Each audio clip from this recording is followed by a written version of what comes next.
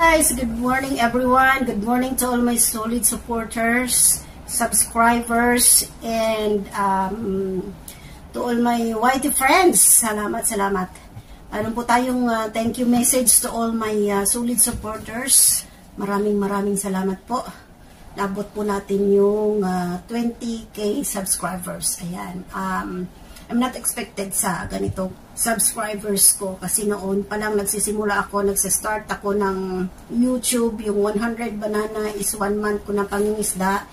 Sabi ko noon, parang hindi ko aabutin yung 1k first kasi sa 1k banana pa lang, hirap na po ako noon that time. Isang buwan ko naabot yung 100 banana, lagas dito, lagas doon, one week mong pangingisda, yung 100, pagising mo naging 30 na lang siya. So, and then I try my best to continue my YouTube journey. Sa nagsisimula, sabi nila, ganun talaga. Ano ba yung takbo ng ano sa YouTube? So nagtanong-tanong ako sa mga friends ko na monetize channel na that time. So, sabi nila, it's natural lang. It's part of YouTube na naglalagas, bananas man, views man dyan, watch hour.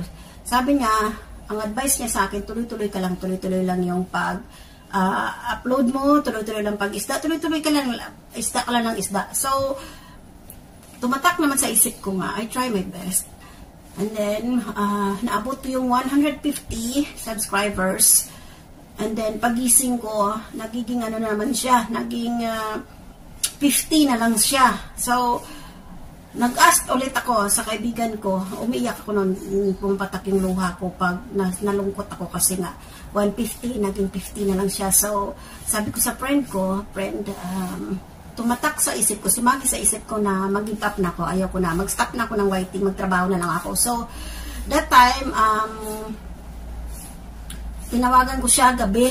Sabi ko sa kanya, friend, paano mag-delete ng YouTube channel? Sabi niya, bakit? Sabi ko, ayaw ko nang mag-YT kasi yun nga, lagi namang nauubos yung aking banana. So, sabi niya, tuloy mo lang, ganun talaga. Huwag kang sumuko kasi pag sumuko ka, ay ikaw yung talo, sabi niya sa akin. Kasi nagpuyat ka na dyan, gumastos ka na dyan, palipad dito, pamember doon.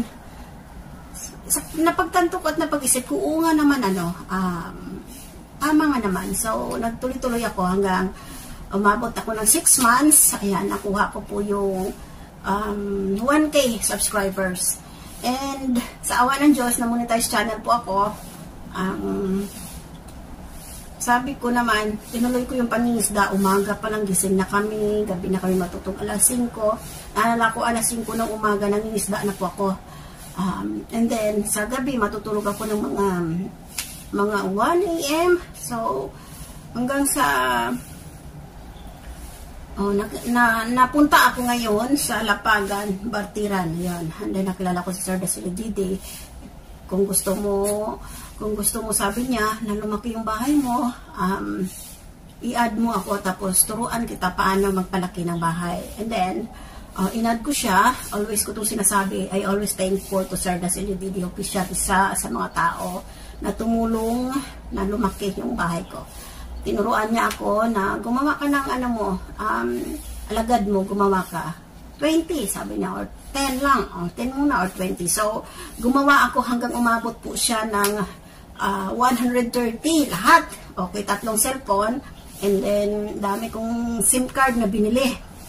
Yan, wala kaming pahinga. Ayan, sa gabi, itong daliri ko, hindi ko na yan maigalaw kasi nga namanhid na yan sa kakadot-dot, dikit dito, dikit doon, check sa account dito, dikit doon, dikit.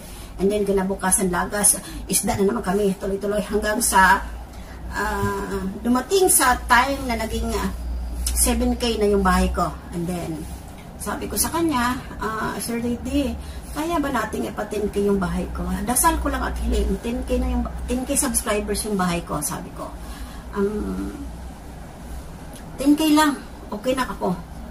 And sabi niya sa akin, oo, kaya natin yan. Ayan, so nagtutulungan yung kami, hindi ko alam, Yung araw-araw niya yan, iniisda yung bahay ko. Lahat mang live na pinupuntahan niya, dinilalapag niya yung aking bahay, and then pinapaayudahan niya sa mga kaibigan niya. Binabarter niya sa kaibigan niya. And then one of my friend din na hindi ko alam na iniisda niya din yung bahay ko. 50 yung inisda niya sa akin, 50. So, may nagsabi lang sa akin na friend, si Loves Bakukok TV, ayan. Bakukok TV, yan po yung, si Loves Bakukok, yan po yung tumulong sa akin na hindi niya pinapaalam sa akin na iniisda niya pala yung bahay ko. One of the best na hindi ko makakalimutan sa YT world ko. Naging kaibigan ko sa YT, si Loves Bakukok, ayan. Ilagay ko yung YouTube channel niya dyan, dikitan niyo siya. Iniisda niya pala ako, 50-50. So, may nag-report sa akin na, friend, yung bahay mo, iniisda ka ni ano, Sir Bakukok. O talaga, that time is may sakit, nagkasakit yata ako that time. Nagkasakit ako, tapos sabi niya, iniisda ka, ay talaga ba? O, hindi niya sinasabi sa akin na, Loves Bless, inisda kita. Hindi. Siya yung taong, talagang true friend, hindi niya pinapaalam sa akin kasi ang sabi niya sa akin, upload ka lang, huwag kang mag-alala, tutulungan natin yung bahay mo, sabi niya sa akin sa live ko, kasi dati yun lagi sa live ko, pag na-busy siya, wala siyang trabaho, nandyan po siya sa live ko. Pero ngayon, siguro na busy, siguro siya kasi matagal na po siyang wala. So, I'm thankful and very happy na yung 10K na hinihiling ko, naging 11K subscribers na siya last November 2022. Ayan. 2022, nag-11K yung bahay ko, and then, okay, nag-stop ako ng pangingisda sa bahay ko. Ang ginagawa namin, yung mga tinutulungan namin, pinapa-road to 1K, yun ang iniisda namin kung saan mang live streaming na pumapasok kami, yun ang binababa ko. Nag-stop ako ng pangingisda sa 11K subscribers. And ang ginawa ko, sabi ko, sa isip ko, okay na yung bahay ko. Happy na ako doon. I'm thankful na ako doon. Binigay na ni Lord yung hiling ko na 10K sumubra pa. Okay? So, ang ginawa ko, everyday nag-upload ako ng tatlong short video. Everyday po yan. Umaga, tanghali, gabi, bago ako matulog. Mag-upload po ako ng short video. So, from 11K, dahan-dahan po siyang umusad yung bahay ko until 20K na po siya. Kaya I'm thankful and very blessed to all my friends, to all my YT subscribers, to all my YT supporters. Alam ko sino po yung mga tunay at organic na kaibigan sa YT World. So, always, everyday po ako nagla-live streaming, pinapakiramdaman ko lang kung sino talaga yung mga taong tunay na nagmamahal sa iyo at nagsusuporta sa iyo. Ayan.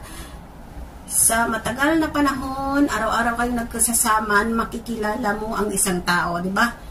Hindi mo daw makikilala ang isang tao kung hindi mo siya nakasama ng matagal. So, sa tagal ng aking pagla-live streaming, unti-unti ko pong nakikilala kung sino yung mga tunay at mga nagmamahal na kaibigan natin sa YT World. So, we are thankful and blessed po sa lahat ng ating mga kaibigan sa YT, sa aking mga members, sa aking solid supporters, sa aking mga generous super chatters. I'm thankful sa inyong lahat, guys.